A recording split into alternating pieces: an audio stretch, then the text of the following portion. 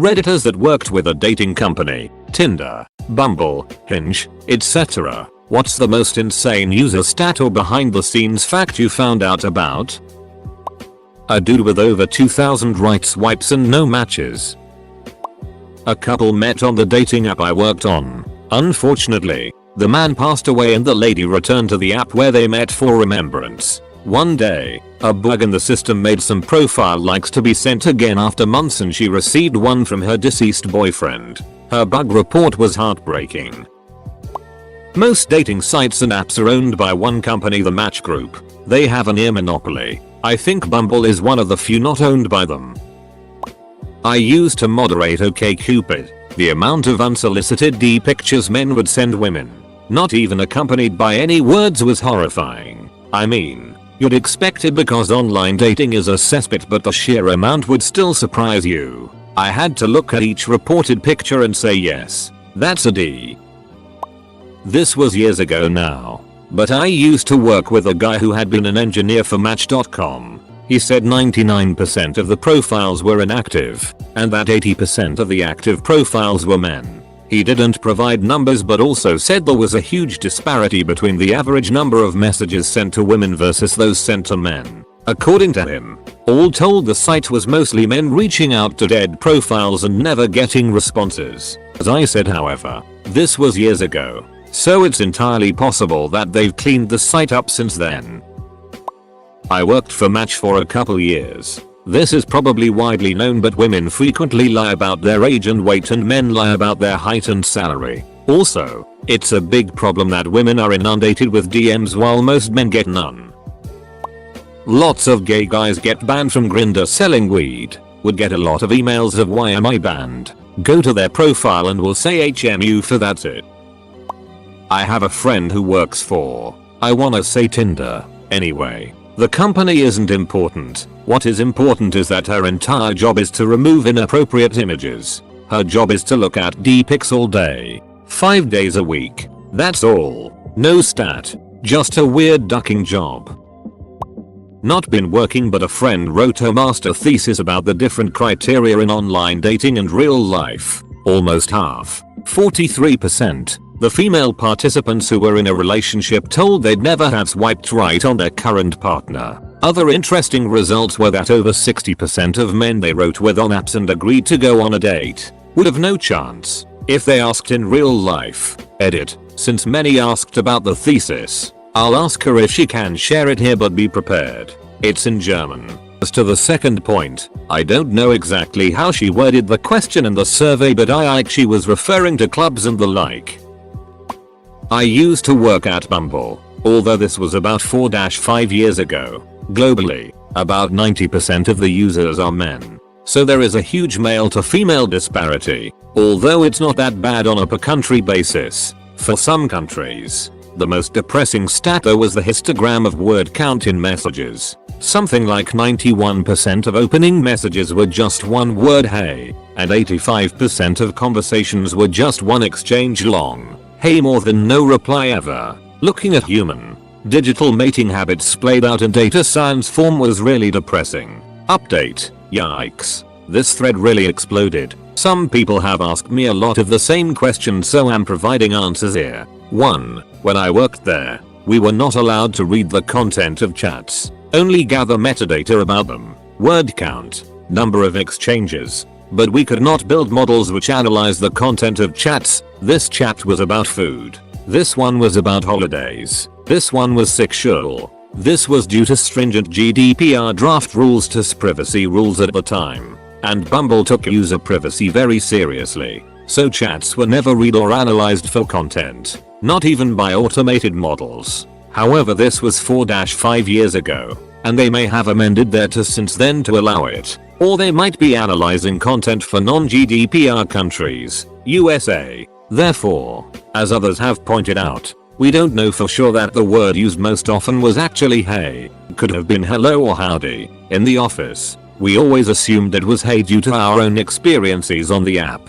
But we did know with certainty that 91% of first messages used only a single word. So we guessed it was hey. 2. The countries which had better male-female ratios, which I can remember, were the Nordic ones. Sweden and Norway were close to 50/50, and for a time, one of them even had more women on the app than men. Not sure how it is now. 3. The GDPR rules were released in 2016. Even earlier draft rules for some industries such as banking, finance and telecoms, but were not actually enforced until 2018. This grace period of 2 years was so that firms could implement all of the massive legal and technical protocols for GDPR. And many compliance tech departments in London did nothing but a mad sprint for 2-3 years straight to get GDPR compliant before the 2018 deadline. As such, Bumble was already GDPR compliant, at least in terms of user chats. Don't know about other aspects. Well before 2018,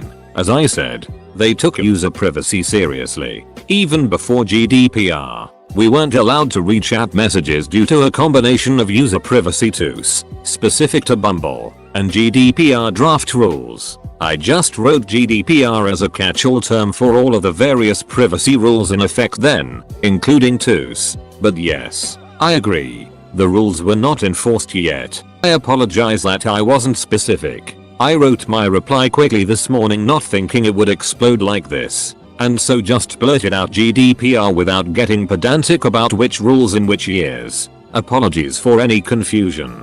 4. All these numbers are pulled from my memory of what I saw 4-5 years ago, and thus are not canon law or academic paper worthy. Update 2. Thank you most kindly for all of the awards, kind strangers. I very much appreciate it. We used to create fake accounts and chat with users. It was everything from someone having a premium account that wasn't getting responses to bored employees.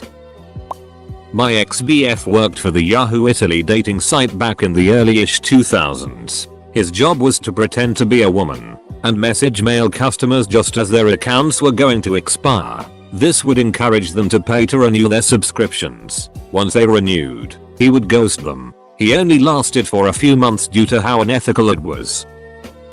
This is probably going to get buried. I used to work for Shagco UK as a content creator, and by that I mean it was me who replied to messages from users. I used to get paid between 11p and 18p per message, with bonuses for hitting certain message amounts. It was mostly horny guys who just wanted to chat and get off. But I met some interesting people. One, a 60s guy whose wife had died a few weeks prior, hadn't had sex in years, needed a release, spoke at length of how he had picked me because I looked like his dead wife in her prime. To a guy who was in his 80s who was an ex-porn star, sent multiple links to his videos and such. We spoke at length regarding his trips to Africa and all the charity work he'd done. 3. A lot of obvious pedophiles, rapists etc. It was pretty scary what people would admit to with enough pushing. 4. A lot of guys who would agree to whatever weird fetish I dreamed up on that day. Horny people be horny. It all came to an end for me when a guy told me his dad had died that morning, and he wouldn't be around for a while. I got reviewed for my reply, which was, "I'm really sorry for your loss. If you need to talk, I'll be here for you." They suggested that I should have replied, "Do you not care about me? I have needs too." Just realized that the site owners really just didn't give a it at all. Edit. This blew up a lot more than I could have ever expected it to. Thank you for those of you who left that sweet Reddit Gold and other awards. Who would have thought my most upvoted comment on Reddit was about this? Crazy. Should put a serious tag on this. I'm genuinely curious about the answers.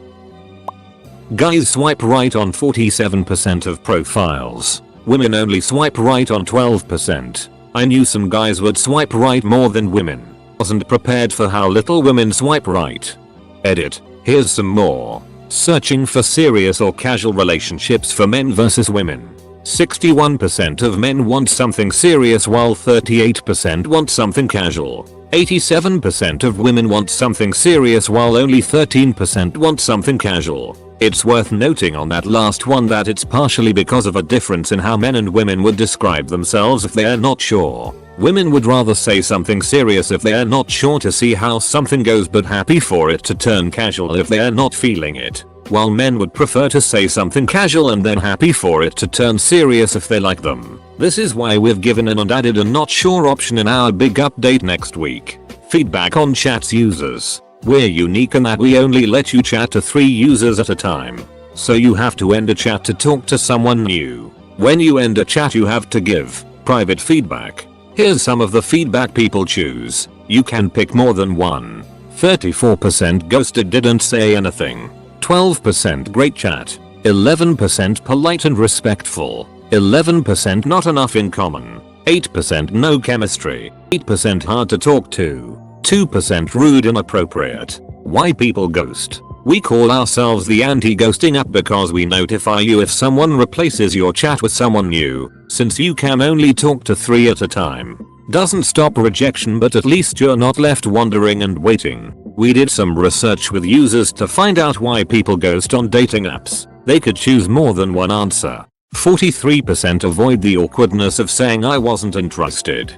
37% they said did something I didn't like. 36% was too busy and then it was too late. 32% couldn't be bothered to keep replying. 28% I forgot to reply. 25% couldn't think of a reply. 23% too many other people to respond to. 22% I've never ghosted anyone. 6% other. Source: I'm the founder of a dating app. Edit 2. Thanks for all the awards. Support and kind words. Seriously means a lot. Have tried to answer as many questions as I can and might even do a proper AMA when we launch our big update next week if there's interest. I'd really be interested in what someone working at Ashley Madison or Gleason has to say. I would love to know how openly cynical the algorithm really is. My feed on Hinge shows absolutely no one I am interested in. And suddenly, the roses feature pops up. I am interested in all the people in the roses section. But, oh, it's you, a cute thought to buy 1 rose. Which is no guarantee of a match, much less a date. They want to keep you using the app and spending money for as long as possible, and their slogan designed to be deleted is such BS it's comical. And you can't turn to other apps because they're all owned by the same corporation. The reason I found my partner, we have a child together, etc., is because she handed her phone to a friend who accidentally swiped up while taking the phone and super liked me. My old boss was the financial controller of a big dating site. He kept on seeing these big invoices for modeling agencies and initially thought it was because of the big parties they used to host. When he asked about it, it turned out it was just content for the fake profiles they created to lure in users. Okay, so I didn't work with a dating company per se, but I helped software engineers optimize their profiles. Men get very few matches, regardless of how good their profile is. Women get a lot of matches, but most of those matches are useless. Edit: this has gotten a lot of attention, so I wanted to share my basic advice. 1. Don't try to appeal mildly to everyone. Appeal strongly to a small subset of people. Emphasize who you are. 2. Show don't tell. What makes a person want to date you? Will you impress them with your volunteer work? Will you bring them fun places? Will you make them laugh? 3. Get good photos. If you have to, get a friend with a good camera to take photos of you multiple times over a day with several changes of clothes. 4. Be brutally honest. Do you need to go to the dentist because your teeth are grey? Go. Do you need to get a haircut? Go somewhere that charges $50 a haircut and tell them to do what they want. If male, do your clothes fit? Ask a fashionable friend. Remember, people are judging you on your appearance as much as you are judging them. They can't see you're kind of funny or interesting. They can see if you're well groomed and making an effort. Any more advice and I charge $50 an hour. Approximately 9,000% of women from the Pacific Northwest love adventure.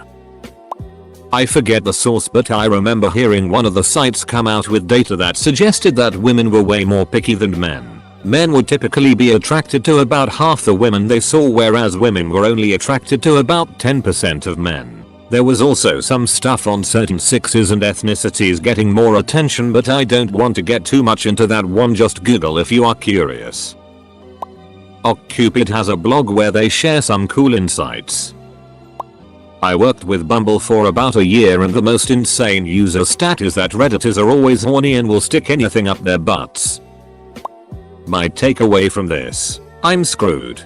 Between the pandemic, my lack of social skills, and a burning shyness and introversion, I'm going to be a 40-year-old virgin. Edit. Wow. Was not expecting to come back to this. I appreciate all the kind words and tips. I've been working on improving myself along with my social skills, but it's been difficult with everything going on. You all take care of yourselves.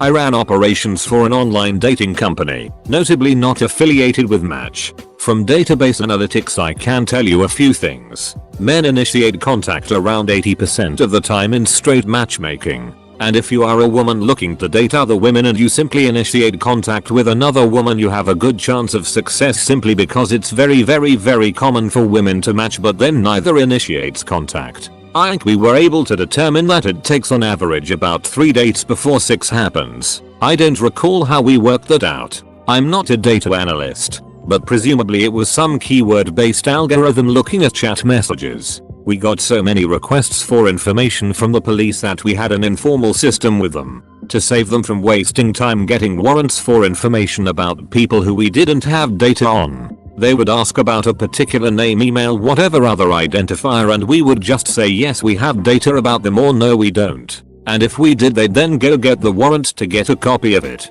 The other thing I can tell you from our analytics, that really shouldn't be at all surprising, is to get some decent profile photos. Go get your talented friend or just hire a photographer to take some really nicely lit, well composed photos of yourself and watch your match rate soar.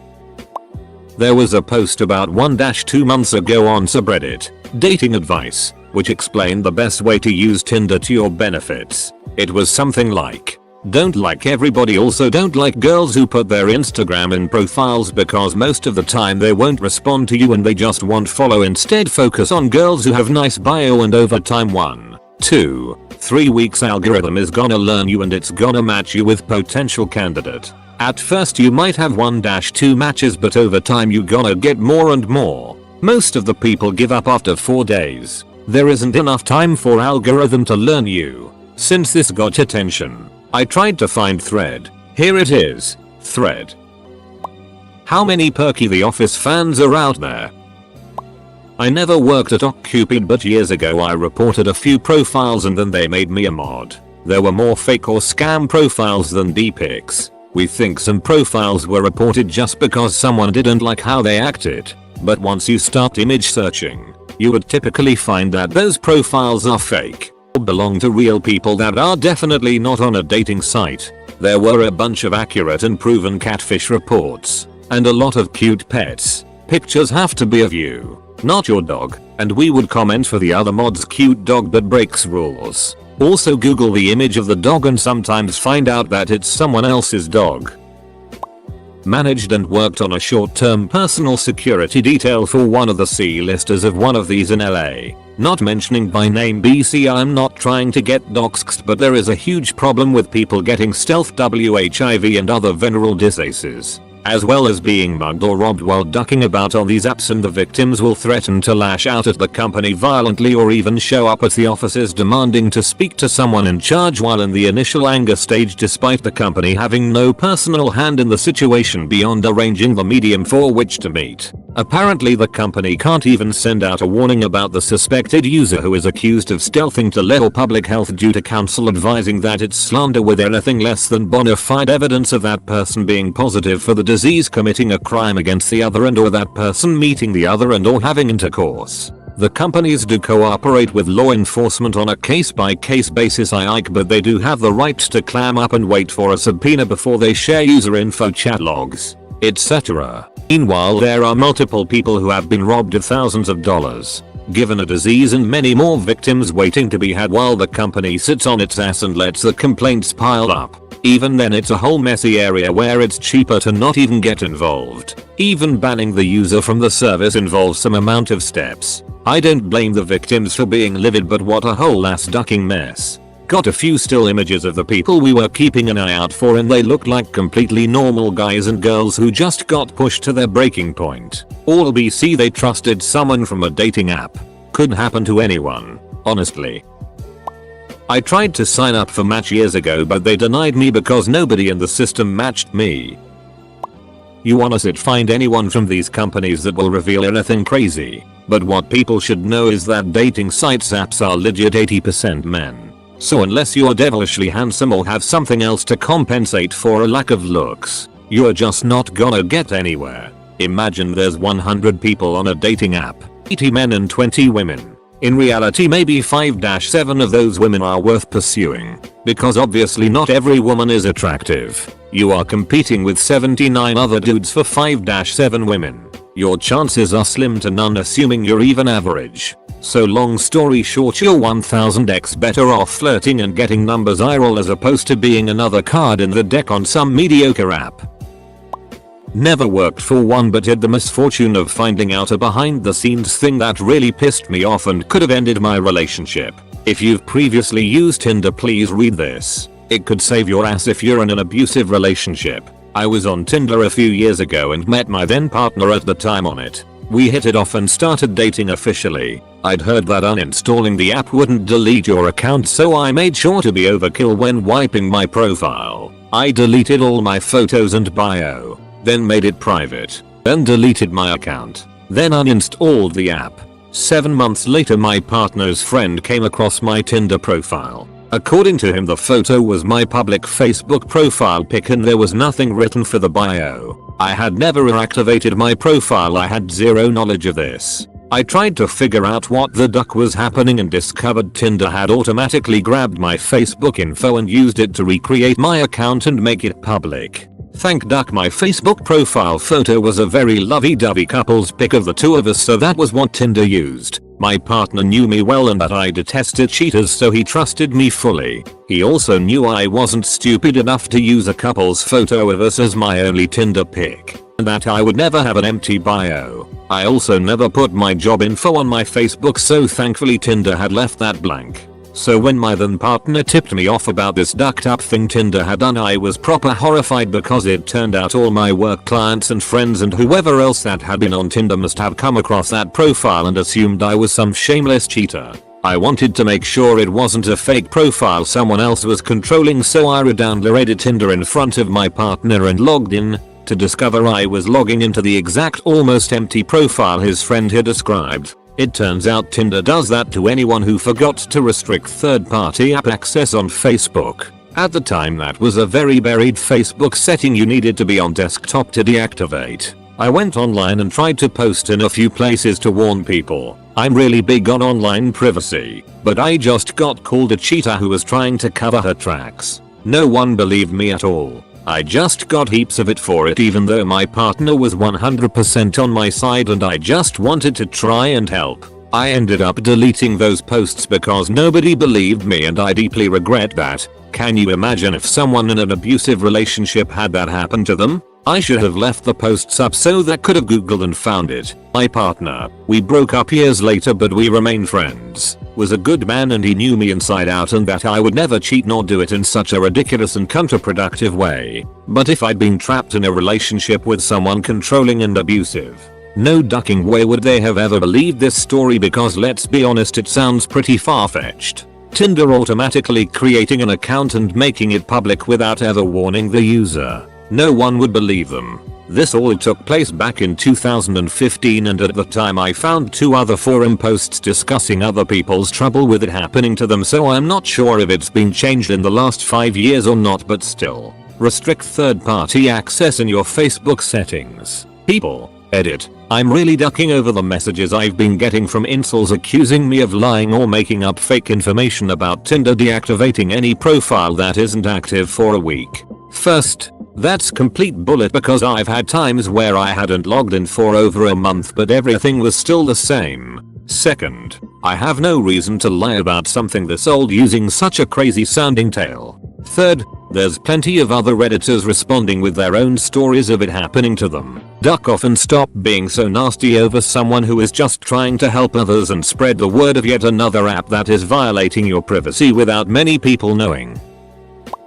A guy once called me 85 times in one night because I went to bed instead of calling him and he likes to teach itches lessons. Edit. I'll be honest. I misread the question and just thought people were sharing random stats based on their online dating experience, lol. My bad.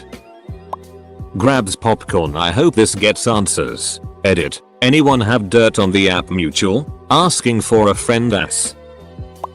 One day I got a message from OkCupid's official account. Hi, it said, we've been watching you. We like what we see. You have charm and treat people how they like to be treated. Here is a great member of OkCupid. We like to offer you the position of being a moderator on site. This perk comes with a premium account for free. What do you need to do? Keep being yourself. Except now, as a global moderator, you will be able to keep the site clean. So it's great to learn they mean they had been monitoring my conversations up that point.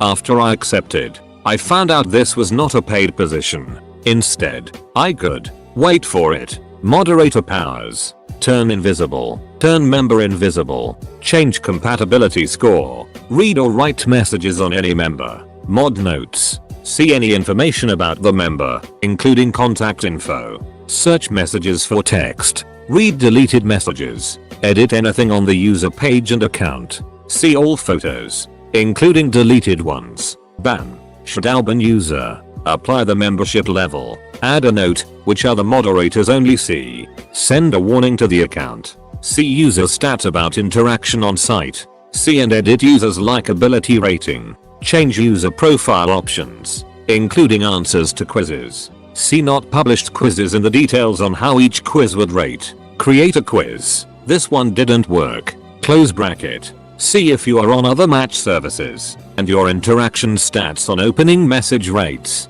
Report profile to admin and open a filter that auto-ban people from their messages. Use the whistle icon to flag a profile for more severe reasons. Open edit and send us messages from a user account. Could also compose messages as the user in case you missed that one. Moderating photos opened a mini game thing where mods could vote yes or no for nudity. Enough votes made it auto ban account. I had a button next to that said force vote or something. I had some admin buttons for some reason on that and other pages. For a moment, I would like you to imagine invisible drama caused by site moderators of a dating site who can it will cause the apples of their eye to get perfect messages from matches with 100% compatibility suddenly. You see, I wasn't the only moderator. Match had sent a similar message to hundreds of other users. And now all these free moderators had the keys to conversation and contact data. It was an absolute train wreck. I think I'm one of the only moderators who didn't abuse power. For example, mods could see last online time and use multiple paid items without any charge. Yeah, OkCupid was saying, in return for keeping the site clean, have power over all user messages, email and phone number, send warnings, go nuts not. What's that? You like dogs? Me too. Also, your golden retriever named Maxine, age 4, is adorable. He must love running while you listen to your favorite artist Nina before returning to around 173 Court Drive and walking into the house with a door your grandfather carved while you log into OkCupid at 3:47. The third time you logged in of the day, you have 40 unread messages, but don't worry, mine's at the top. Boy, that was a cute photo you deleted. What's that? You read the message but didn't reply? Who's this Theodore you are speaking to? Haha banned. Look, we are 100% compatible. Let's talk. I'm the only message in your inbox now. Yeah. Moderators were absolutely insane. And OkCupid did a fantastic job checking for qualified moderators. Clap and a half. Real nice work. Also, there wasn't a single female moderator in the whole dang site from what I could see. Oh. And yes, you most certainly could click moderators and read their data. I think the first thing each mod did was delete the mod notes on their profiles. I specifically remember one moderator who would add photos of the person who last messaged to creep the girl out so his message would get a reply. Others would delete all her messages and send power-ups, then make their message rise to the top of the user's inbox and crank compatibility scores. Power-ups never actually do anything, by the way, or change men's profiles. So they never got a match and left derogatory messages on their profile. The owner of the profile will never have a clue their profile now contains private notes. Close bracket. Or straight up ban someone who had the girl's interest. Or make him a smoker with 8 kids and the opposite she wanted. The funny thing is I could ban and demod moderators. I'm going to guess not everyone had that cause there wouldn't be as many mods. Some of the prettier girls would have multiple moderators fighting to send a message to her, more than once. They wished they could ban that moderator, a phrase that got them dethroned. if I saw it other times. Photo mod chat would sometimes show a particularly horrible mod. I'd strip them of their power. I still don't know to this day if I was supposed to do that or not. Lol. There was no contact from the site administrator. No collaboration. Guidelines. NDA. Nothing. Just a creepy message with "been watching you." And poof. A badge visible to you and other mods and the ability to wreck hearts. No clue what their mod criteria were. No chat for the mods aside from profile notes and messages in the photo moderation tool, which did nothing but carousel an endless parade of nude photos. Think I'm full of it? You are welcome to your own opinion, but take note that thatsnotacupid.com was closed and feel free to read another Modzimga post. Mods would even make leaks. Pick one profile to use as a chat forum. Or set people's profiles to receive no interaction for their pleasure. Worse, some would take over profiles sending messages as the guy talking to a girl ever spoke with someone who was meshing well with you. Then all of a sudden, they belted out an incoherent, unsettling message. It might have been a jealous moderator who wanted the person gone. All the private quiz is your answer. We could see the results. A profile states, "I'm Amy, and I'm a Christian." Except almost none of the messages would be Christian, as every answer about 6 was set to yes. This is not info someone first saying hello to Amy should be able to see. But this was the reality. Amy might have her beliefs and wants, but I believe she and every other girl should be able to reveal them if and when she wants to, not have them in a readable format for her top message of the day. And worse, you could see if someone was ghosting you because moderator power let you click on their private life. There wasn't even a confirmation prompt. I demoted mods and edited spelling errors in profiles and kicked bad users. Also sent warnings to users by sending them a message from themselves to their inbox. I would always end those with time machine deactivated just to mess with them. From, "You, maybe I should try something else. This girl might not want a D picture. Perhaps she's a dog person. Maybe I should stop pasting the same message. After all, it's only gotten one response." Time machine deactivated. One person I specifically remember got stood up multiple times. He was chatting with a girl real time and she was interested. He was interested but had the confidence of a gnat. I made a judgment decision.